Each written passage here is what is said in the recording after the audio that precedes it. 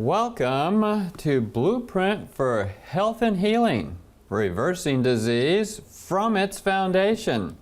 Hi, I'm Dr. John Clark, and our topic today is benign prostatic hyperplasia, when you can't pee. There was a famous ad for prostate pills that came out quite a number of years ago. Its importance to medical advertising is undeniable. It's considered a turning point, and it was so simple, but yet it explained the problem that people have so much that everybody identified with it.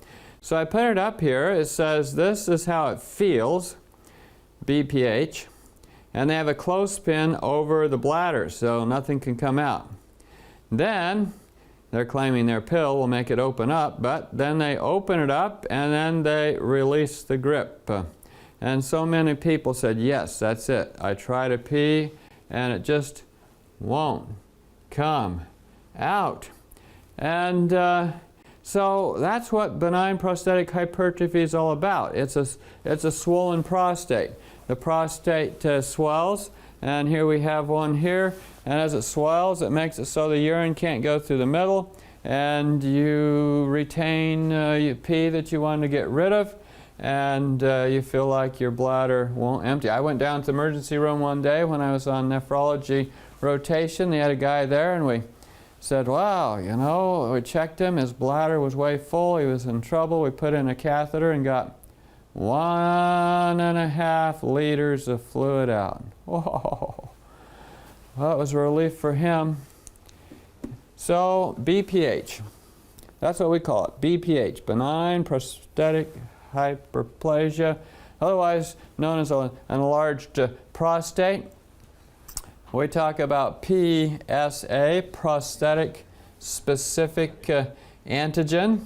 This prostatic specific antigen is a test that we use to figure out what's going on with your prostate. And it's really age-related. The older you get, the more likely it is to happen. In your 30s, it's kind of uncommon. It's about 50% of men by the age of 50. You get into your 80s, and it's sort of, the percentage sort of follows the age with 80% in the 80s. And so just figure as you get older, the risk goes up unless you follow the lifestyle habits that we're going to talk about here. Now, big question. Is there a relationship between benign prostatic hypertrophy and cancer? That's the question. That's the question people ask because you want to know. You're already having one problem, and yes, there is. It's almost like prostate cancer junior. And so BPH is associated with a 300% increased risk of prostate cancer and a 150% increased risk of other cancers, bladder cancer. So if you're getting this, you need to stop it at this point. You don't want to go on. And so BPH, benign prostatic hyperplasia, and it causes urinary tract symptoms. That's what the big problem is. And what are those symptoms? The symptoms can be obstructive, meaning you just can't pee, as hesitancy, weak stream, straining, or prolonged voiding. Oh, how many times have I gone in the bathroom and there's a line of urinals and a bunch of men there, and it seems like they're never going to quit. I need to go. Okay, well, and then you figure they've got this problem. There's the irritative. I mean, it doesn't feel good. Resulting in increased urine frequency, like I'm feeling that feeling again. Where's the bathroom? And urgency, I got to get there now. Nocturia, meaning happening at night. Urge incontinence, I need to go, and then I lost some, even though I can't get it all out. And then reduced voiding volumes, like the ER patient I just cited for you, can affect the patient after they pee, which we call maturation. For example, maybe they didn't get completely shut off and it just keeps dripping. Or they definitely know they have incomplete emptying. BPH occurs when both stromal and epithelial cells. So what's stromal? Stromal would be the main body of the prostate. Epithelial would be the lining of the urethra cells proliferate, get thick, heavier, bigger, and it's particularly under the influence of sex hormones and inflammation. So we'll talk about sex hormones and inflammation. The sex hormones are testosterone and dihydroxytestosterone, and the inflammation comes from all kinds of things that we'll discuss. And so there's benign prostatic hypertrophy and some of the symptoms. What about PSA now? Well, it's the simple test, it's the lab test, it's the blood test that we do to see if we think you have benign prostatic hypertrophy, and to see if your benign prostatic hypertrophy can be differentiated from cancer, because the cancer can do the same thing, cause all these same symptoms. So the PSA, and again it's prostatic specific, meaning you only get this from your prostate, antigen, and when the levels go up, we're in trouble. And the doctors usually use a 4 nanograms per milliliter as the cutoff point. And then we talk about that. What's your PSA level? Oh, it's 2.5. Okay. Well, just make sure it doesn't go over 4, because if it gets to 4, then we want to know more. We want to do maybe a biopsy. We might want to do a scan. We want further tests. We don't want to miss something. And but here's another factor about PSA. It comes in 2 varieties. There's a free form and there's the bound form. The free form is compared to the bound form, and when we look at the percentages, if you have more free, higher percentage free, then you're free. Isn't that a nice way to think of it? It means you're more likely to have BPH instead of cancer. If the free is low and the total's high, then it's much more likely to be cancer. So keep that in mind. If there's a lot of free, you're free. And it's all over the world. It's a growing problem. More people are getting it all the time. And the hormones that are especially involved are the testosterone and its variations. And the variation that's most likely to give you trouble is dihydrotestosterone. There it is, dihydrotestosterone. Keep that in mind. Oh, but just anything that's going to raise your testosterone is also going to be there, because if you have a high testosterone, it'll tend to get converted to DHT, as we'll call it. And so DHT. And there's the prostate. And so what foods cause high DHT? Is that a good question? Because you are what you eat, and what you eat affects you. And so foods high in saturated fats, such as red meat, seafood, shellfish, milk products, poultry, foods can increase the testosterone. Testosterone. And so be aware of that. I mean, if you can avoid these, it can help your prostate. What causes increase in this particular hormone, other than the foods? Well, increased in any production of cholesterol. The reason being is that really the building block for testosterone, the building block for most of your hormones, is cholesterol. Most of your hormones are just cholesterol with a different side group added to them chemically. And so this dihydrotestosterone is testosterone with this added thing to it. And so it's cholesterol based. The higher your cholesterol levels, the more there's going to be an impetus toward making hormones. And cholesterol itself can be oxidized or irritating and cause problems as well. Now, how do certain foods reduce? So what good foods can I eat to reduce DHT production? Well, avocado. You know, avocados have good fats. Spinach. There you go, green leafies. Berries, and any kind of berries. There's a lot of them have been studied. They're high in antioxidants. And remember we said inflammation was part of the problem too. Seeds, but we're talking about berries and all these things inhibiting the conversion of testosterone to dihydrotestosterone. And so it's really an enzyme blocker. These foods perform an enzyme blocking function for you. And then there's, seeds. And we'll talk about which seeds as we go along. Just, pumpkin seeds and so forth top the list. Daily aerobic exercise can reduce. It also helps women with reducing excess estrogens. And so really exercise helps to balance your hormones. So if you can do more exercise during the day, well, if you keep wiggling, they won't put you in a box, right? Okay, so we want to get exercise. Another thing that's helpful is low-fat, high-fiber foods. See, the high fat tends to potentiate the conversion of cholesterol, which is a fat, to other things, other hormones and so forth. So you're doing well to eat lower fat, more fiber, more grains, more fresh fruits and vegetables. That said, let's just look at the statistics. Daily red meat consumption is going to increase your risk of BPH. You're going to be feeding the testosterone, you're going to be feeding the fat, all these things that play into this. You're increasing the inflammation, 38% increased risk. And you might be thinking, I'll just eat white meat. Same approximate statistic, 40% in this study. Anyway, eating poultry or eggs increases BPH. These won't help you.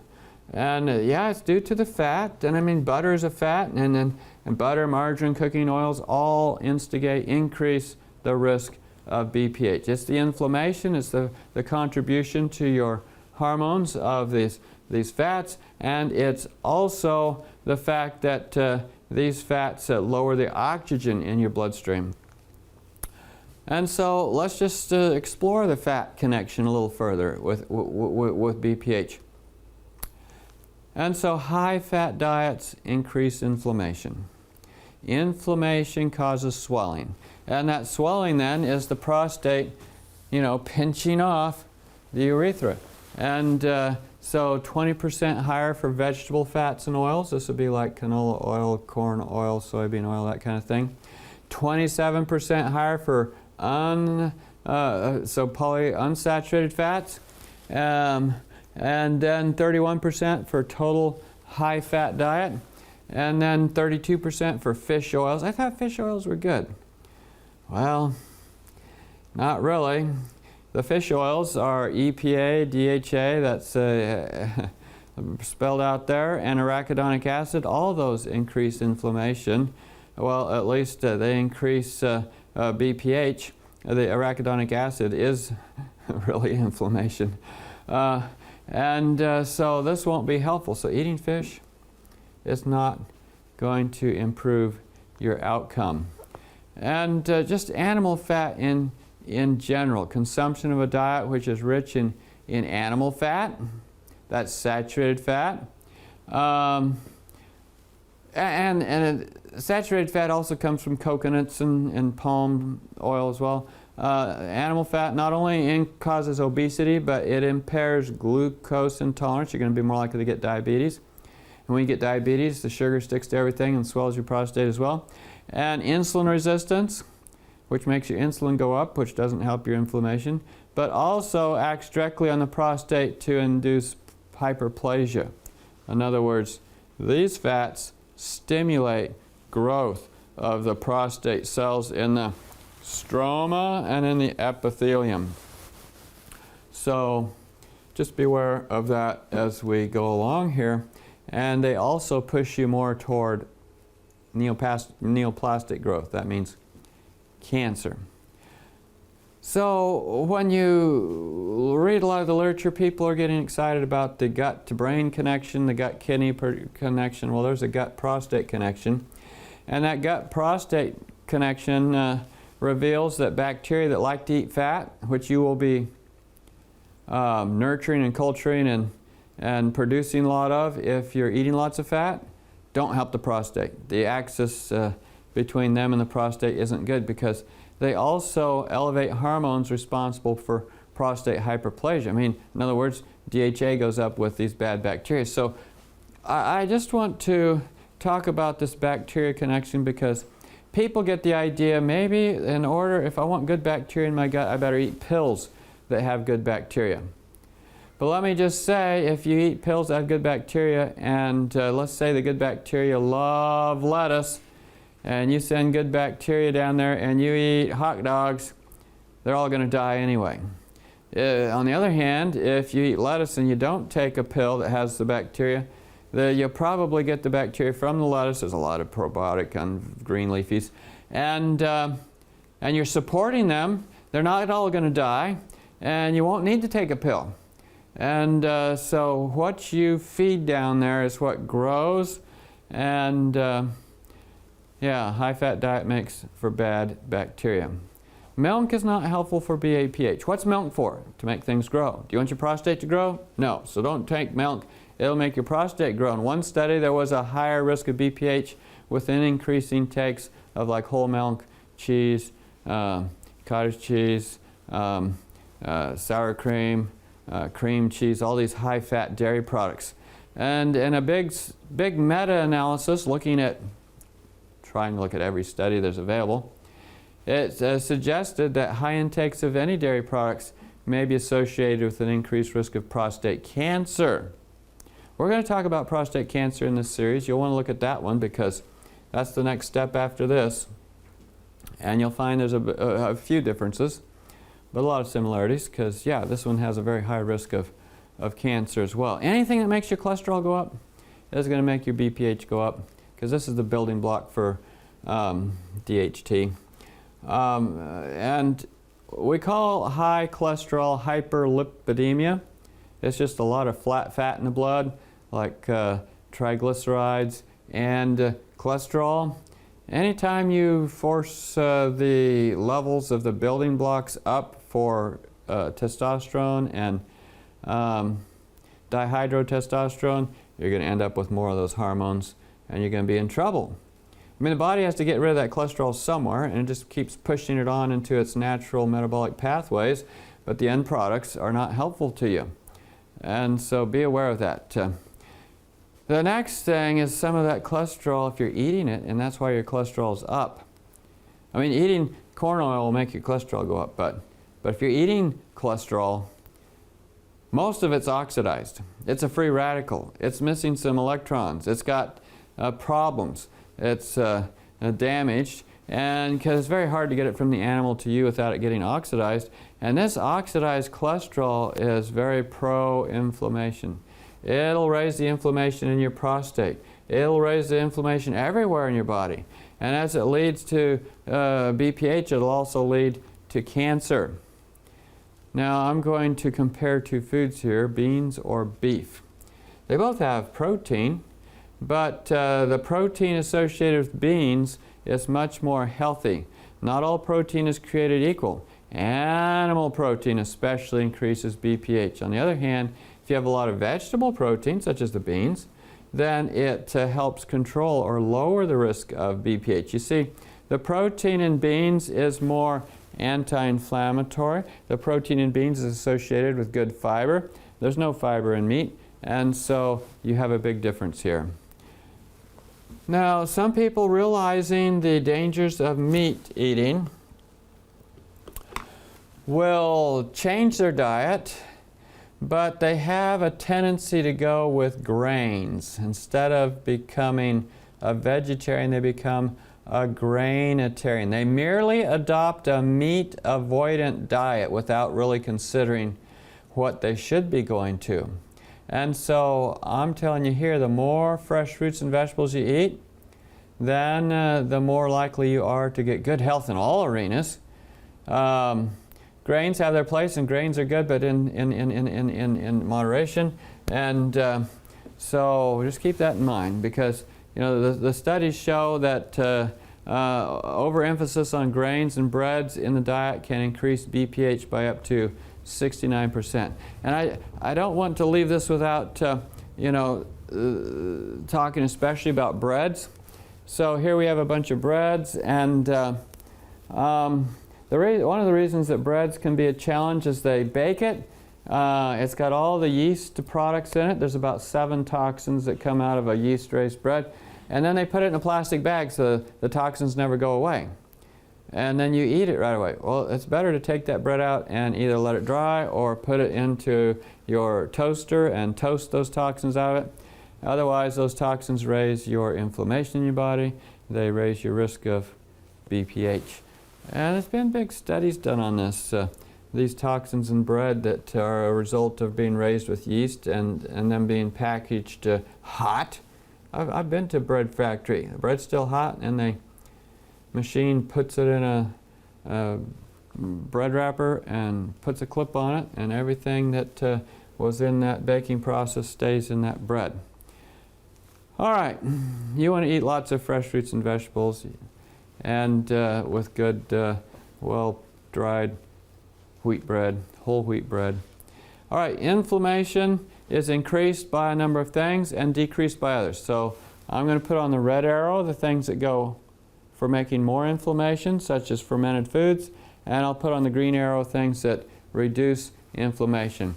So fermented foods, animal products, fried foods, oils, caffeine, it increases inflammation in your body, salt, cold, in other words, you aren't well clothed in the lower half of you. And how often do we, even in very cold country, have coats that end at our waist?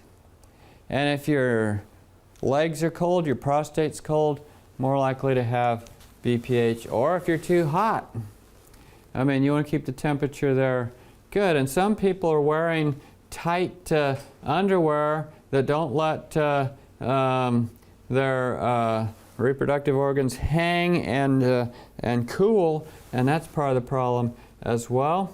There's very specific skin about the scrotum that helps to regulate temperature by changing how far the testicles hang down. And if you have tight underwear, you're going to create a heat situation.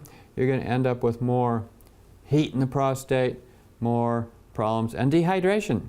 Dehydration spells increased inflammation.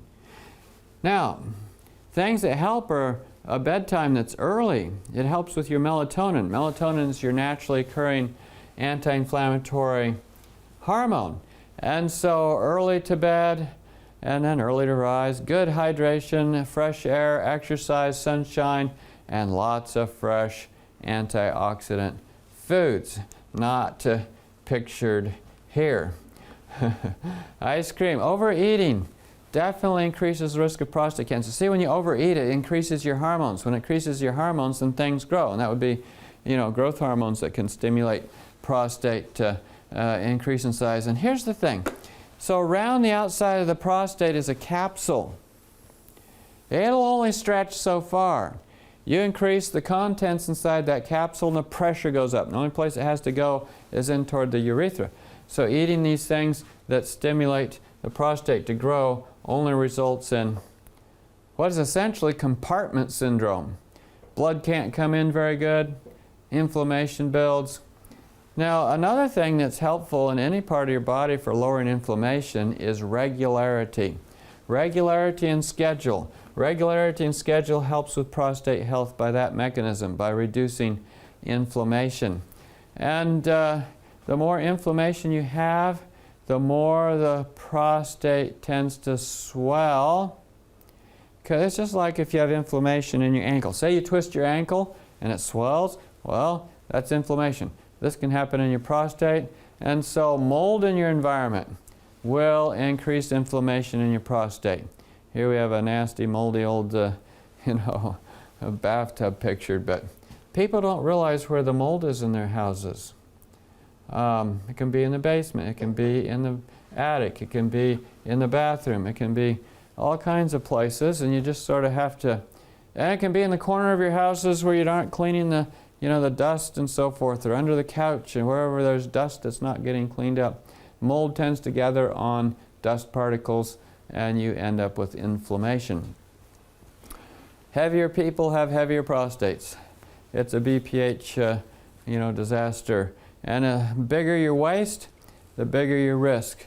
The higher your BMI, the higher your risk. The more sedentary you are, the higher your risk. Obesity actually does something funny to your hormones. The fat cells are involved in production of female hormones.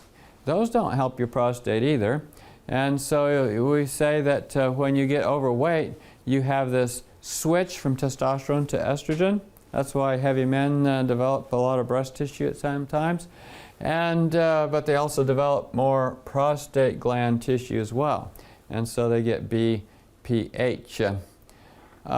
Too much salt. Adding 2/3 of a teaspoon of salt per day more than doubles the risk of BPH. How much salt does an average American get? About 2 teaspoons. So we're not even adding a whole nother teaspoon. And we'd rather they get more like 1/3 of a teaspoon total, not 2/3 added. And so beware of the salt connection. And you can use other things other than salt, you know, herb mixtures. There's different salt substitutes that are just mostly plant-based spices. And so find things that are helpful. All right, monosodium glutamate, another source of sodium. So it's the sodium part of the salt that's getting you in your prostate. The sodium's still there in monosodium glutamate, but glutamate itself is an inflammatory mediator. Glutamate itself will increase inflammation in your body. Glutamate itself will be a part of the problem that makes your prostate swell. And free glutamate. Any food that's processed and is high in protein will probably have a lot of free glutamate. For example, soy is 20% glutamate in its amino acid structure. So if I make it into soy sauce, if I make it into Bragg's Liquid Aminos, if I make it into soy protein isolate, all those are going to be 20% free glutamate or 20% monosodium glutamate. And monosodium glutamate causes prostate and testicular damage that affects fertility as well. I mean, this is like, what is going on? This is a poison to the reproductive system for sure, huh? Now, high blood pressure. And there's a lot of things go wrong with high blood pressure. It'll affect your kidneys, it'll affect your heart, it affects your prostate. Prostate's sort of the end organ down here in the pelvis, and the blood vessels come down to it, and that's sort of the end of the train line. And so a lot of things happen there at the end. There's no more place for the pressure to go, and so it gets hit pretty hard. Diabetes increases the risk. And here's the thing. When you have diabetes, sugar starts sticking to everything, especially proteins. And we have these proteins that get stuck up with sugar, and we call them advanced glycation end products. Those really increased inflammation. And so having too much sugar. And then the other thing is as your blood sugars go up, you get high insulin levels. And insulin is a growth hormone. And so high insulin levels are associated with BPH, they're associated with cancer. So when we talk about prostate cancer, remember that diabetes will increase that cancer as well because of the high insulin. Whether you're giving yourself insulin or you're already making a lot to try to fix the problem in your body. Now, caffeine, part of the culprit. Yeah, BPH in a cup. Alcohol, when we give it to laboratory animals, they develop BPH. Marijuana, and big studies of looking at BPH sufferers discovered that men with depression and marijuana use were overrepresented. And you want to avoid sexual stimulation. What's that prostate for? Making seminal fluid for ejaculation. And so if you're looking at pornography, if you're always getting stimulated, then you're going to be in trouble. Avoid sexual stimulation without the natural conclusion of ejaculation and orgasm. Continued stimulation leads to engorgement, lots of blood. It increases the metabolic activity of the prostate. It tends to make it grow. Keep your mind where it belongs. Do not look at anything hinting of a pornographic nature.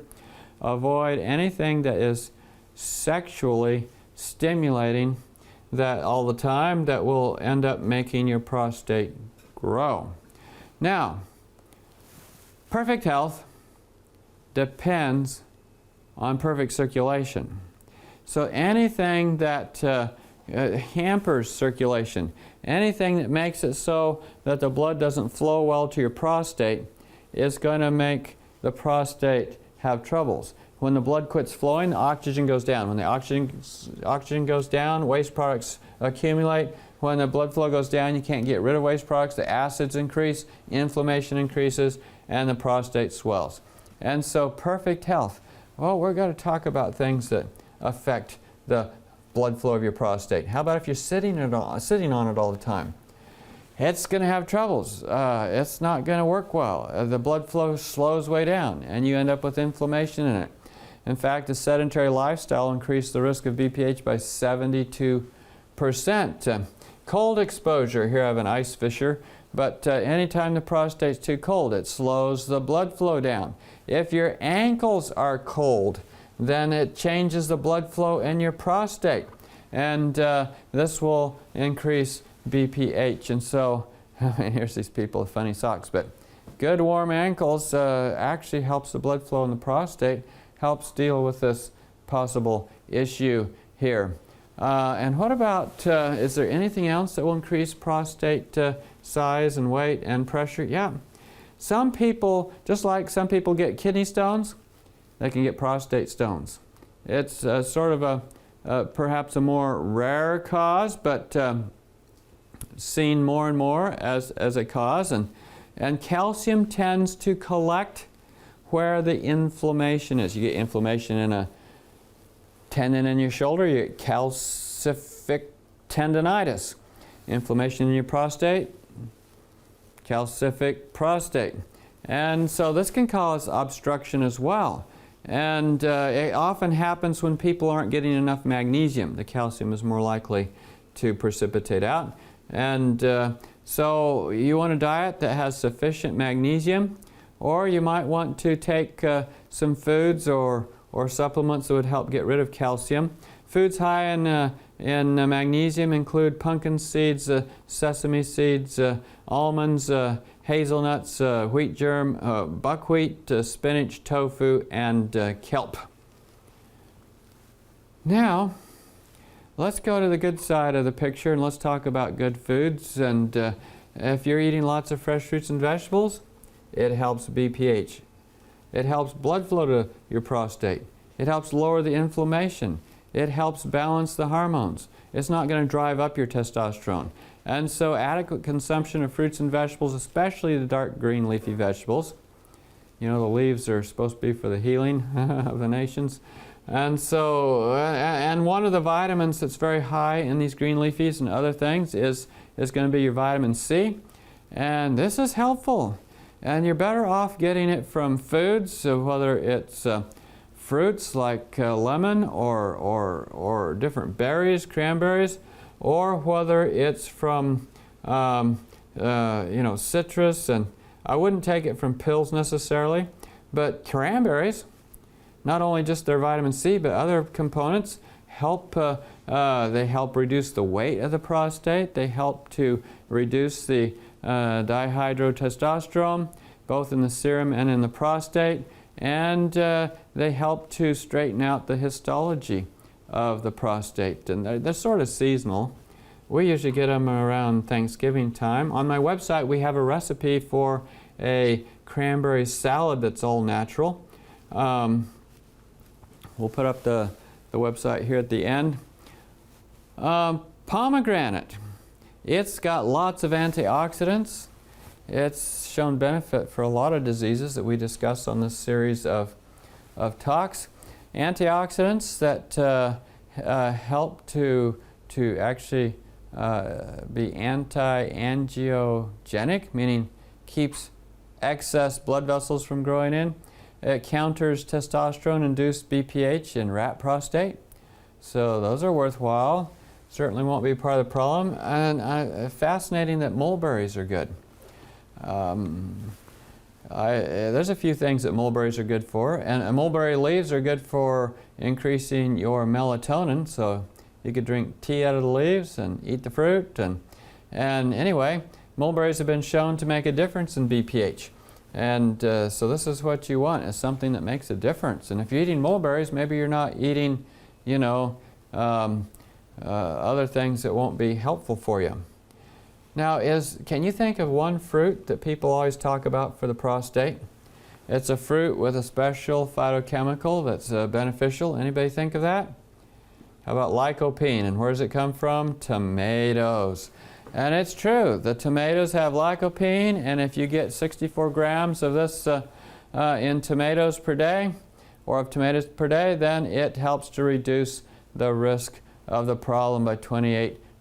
Tomato products and lycopene definitely improve the symptoms and lower PSA.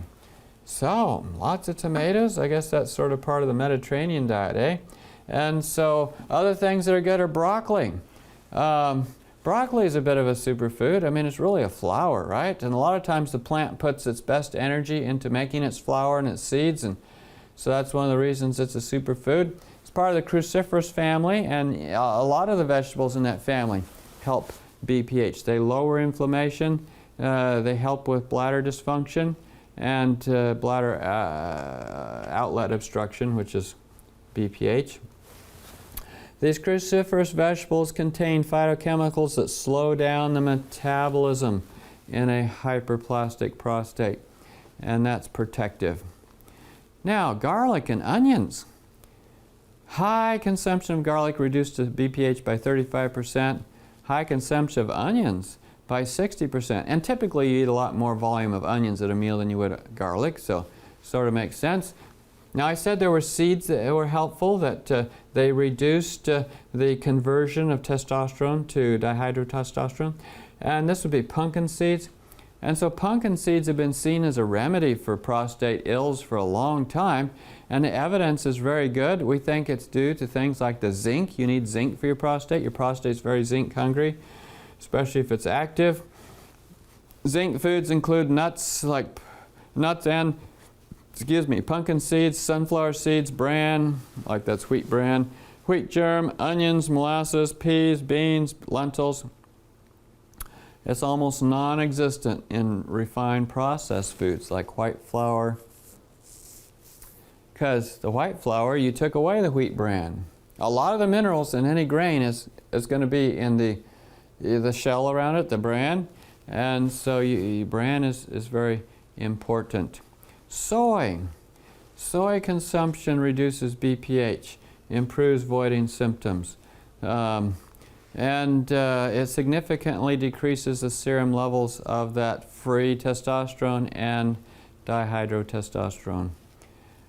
Flaxseed, by a similar mechanism, significantly reduces the problems with your prostate, especially with the proliferation of the endothelial lining, which causes problems. It blocks the testosterone-induced enlargement of the prostate. So, and it helps reduce cholesterol as well.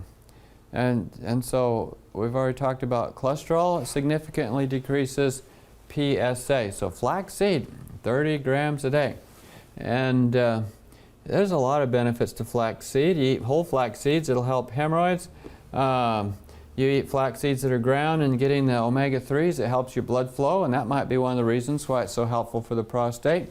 With those omega-3s, it lowers inflammation. It also has phytoestrogens, which block estrogen activity. Remember we said you don't want to switch from testosterone to estrogen by being overweight.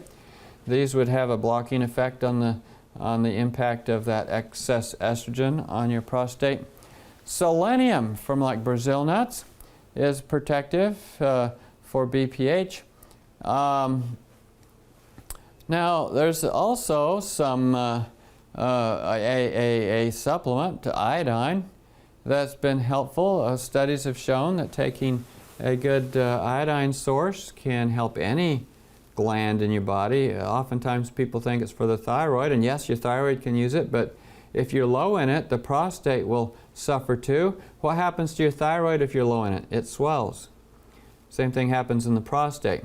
So iodine experts and iodine exerts, an anti-inflammatory action on the prostate and leads to anti-proliferative effects.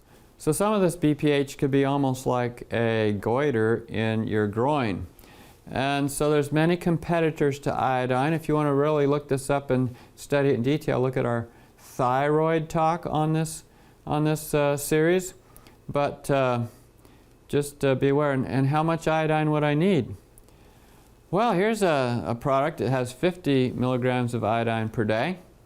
So I would say anywhere from 12.5 to 50 would probably be good. The same company makes a 12.5, but you can get it from kelp granules. You can get it from certain herbs like bladderwrack, Irish moss, other sea products. But you just don't want to be short on it. How would I know if I was short on it? Well, you can buy drops like Lugol solution, put them on your skin, and if they don't absorb within 3 or 4 hours, then you know that you're sufficient on iodine. If they absorb in less than 2 hours, you know that you're very low on iodine. It's sort of a, it's not an exact test, but something some people do at home and have found it to work. Saw pimento. How can we talk about prostate without talking about saw pimento? What herb would be more famous? And yes, studies show that it works, and it's even comparable to some medications. It has quite a bit slower onset of effect, so you have to be patient. But 6-month treatment trial showed that it approached the same effect of some of the drugs that have nasty side effects. Stinging nettle. And usually that's given for milder BPH. In other words, you're just beginning to get it. And it has good antioxidants. It's got a lot of effects that have shown benefit in clinical trials. Another antioxidant, anti-inflammatory food or supplement. You can take it as a supplement. I like it as pictured here, made into fresh ginger tea. But it has a number of phytochemicals responsible for positive effects on BPH. And have you ever tried fresh ginger tea? It's good. There's another one that appears in the literature largely because the company that sells it's good at sponsoring studies, but it's called pycnogenol. It's really a product from the bark of certain pine trees, and it's been shown to have effects. Now let's talk about lifestyle things. How about walking? When you walk, your pelvis moves back and forth, the blood flow improves, the prostate gets a bit of a massage if you're walking really briskly, and it'll help reduce BPH. Men who walk 2 or 3 hours per week have 25% lower risk of BPH. And really, you need to walk for your health. It's one of the best exercises. Getting sufficient sunshine, especially when you get some good vitamin D from the sun, significantly helps to reduce prostate enlargement. For people who have serious problems with the prostate, we have a number of things we do, including having them get direct sunlight on what we call the perineum. You sort of find a private place and get some sun there, especially for prostate cancer. But vitamin D is going to be available from all parts of your skin that get covered. But when the sun directly warms up an area, especially skin over a certain organ, it helps that particular organ. Now, resting at night, resting the prostate, adequate sleep is protective for BPH. People who aren't getting adequate sleep have more problems. Standing versus sitting. What should I do? Which would be better? Well, if you're having trouble voiding, having trouble getting completely empty, if you know you're retaining pee, it's actually shown to be better to sit. You're more likely to empty more than if you stand. It's, just something to keep in mind and try. I had one patient that came to us at our lifestyle center, and he had benign prostatic hypertrophy. He was getting up 3 times a night to pee, and that was troubling him. And so I told the therapist, I want you to do something special for him. I want you to make a charcoal mixture, a charcoal suppository that you can insert each night, and put it in a big syringe, especially one of these catheter-tipped syringes. You can buy these, at least in America, we get them at Tractor Supply in the veterinary section. I've seen them in other places. You can buy them online. I've bought them on eBay before, places like that, medical supplies. Anyway, where to get it? Get one of these syringes, And then you make one of these, you can choose which one of these recipes you use. The top recipe uses psyllium as a thickening for charcoal. You make your charcoal poultice by taking a 1/4 cup of water, which, let's see, 1/4 cup would, be about 2 ounces, so that would fill that syringe. 1/8 cup of charcoal powder, a 1/2 teaspoon of psyllium husk powder, and then mix it in a bowl and then fill that syringe with it. And then when the person goes to bed at night, they can inject that up their rectum. What you're really doing is you're putting a poultice right on the prostate. You know how we doctors stick our finger up people's behind and you're so excited to have that happen? Yeah. Well, it's because we're filling your prostate because it's right there. And so if we put the charcoal suppository right over it, it works wonders. And for this gentleman that was getting up 3 times to pee, when I finally talked actually I had to go do, they didn't want to do it, so I went and did it. And the next day he got up and he says, man, I only got up once last night to pee. And that hasn't happened in years. And so it works. The other recipe there is the one we use for charcoal poultices for other things that we've talked about in other talks in this series. 1 cup water brought to boil, 3 tablespoons of ground flax and 3 tablespoons of charcoal powder.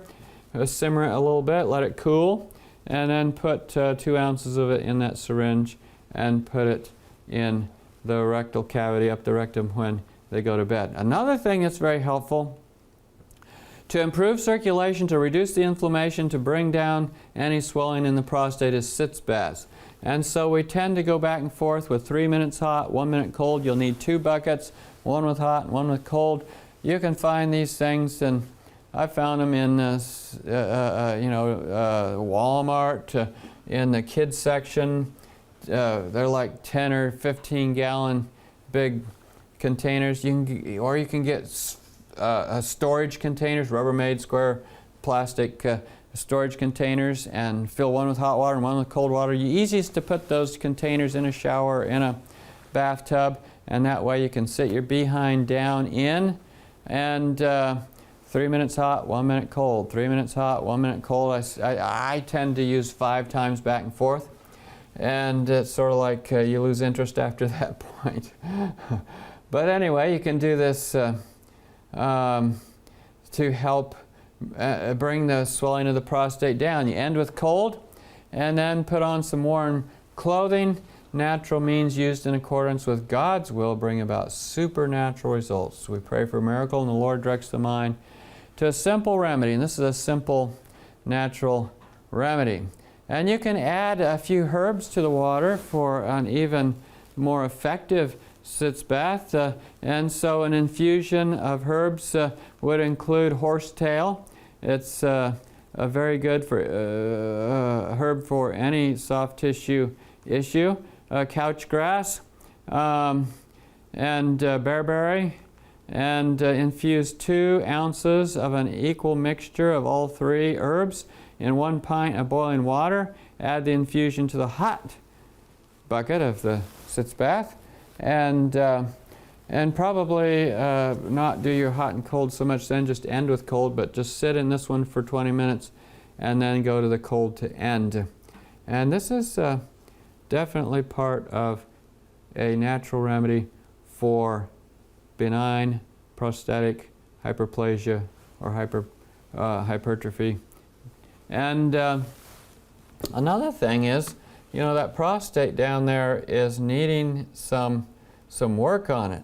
You can do it yourself by learning Kegel exercises. The Kegel exercises are where you're tightening up your diaphragm sort of below the prostate, and it's kind of like you're trying to stop, if you're in the middle of a bowel movement, it's stopping the bowel movement. It's like you're trying to stop the flow of urine. You hold that whole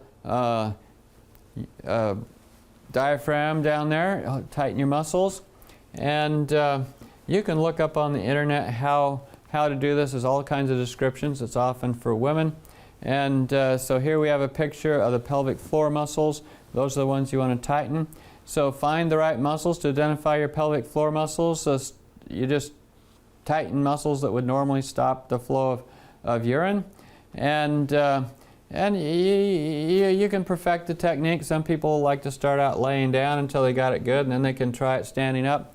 But it's good to maintain the focus. Do 10 repetitions per day. 10 repetitions at a time, and do it 3 times a day, sorry. Another thing, so that sort of massages the prostate. It sort of pumps it by every time you tighten up. You can also massage the prostate with a finger. So you see the prostate's right there. A person can stick their finger up your rectum. I know this is probably not favorite recreational activity, but it can be helpful. What it does is as you massage that prostate, it improves the blood flow. How long should I do it? Probably 15 minutes. Are there devices that you can stick up your behind that can vibrate and would help? Yes, and so that would be mechanical massage. And so this is something that the literature has definitely good evidence on. Another thing that's very helpful, especially in the view of a high PSA and prostatic hypertrophy or hyperplasia, is a fever bath. Fever baths are going to help reduce inflammation. They're going to make the body more metabolically active. They improve blood flow. And if there's any cancer, they tend to cause apoptosis or cell death of the cancer. And usually our goal is to get the oral temperature in the fever bath up above 102 Fahrenheit. We'd really shoot for 105. So somewhere about 40.5 Celsius. And if we can hold it there for 45 minutes, you won't do this the first time. First time you do a fever bath, you probably get up to 102 for 10 minutes. But over time you get better at it. And this is good both for benign prostatic hypertrophy, and you'll see this come up again when we talk about cancer. In summary, BPH is the result of poor blood circulation to the prostate and poor oxygenation. It's the result of increased inflammation and increased hormones and also dehydration. Good dietary choices and lifestyle habits increase circulation, oxygenation, and hydration while reducing inflammation and hormones. So eat more fresh fruits and vegetables, drink more water, exercise more out in the fresh air and sunshine, try some herbs, charcoal, hydrotherapy, and massage, and ask God to bless His simple natural remedies with supernatural results. BPH is the result of poor circulation. All right, sorry, I got this in here for some reason twice, so I'm going to go to the website where you can pull down a good article.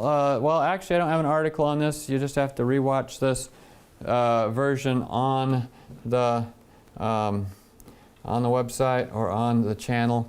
And so this has been another episode of Blueprint for Health and Healing, reversing disease from its very foundation, benign prostatic hypertrophy.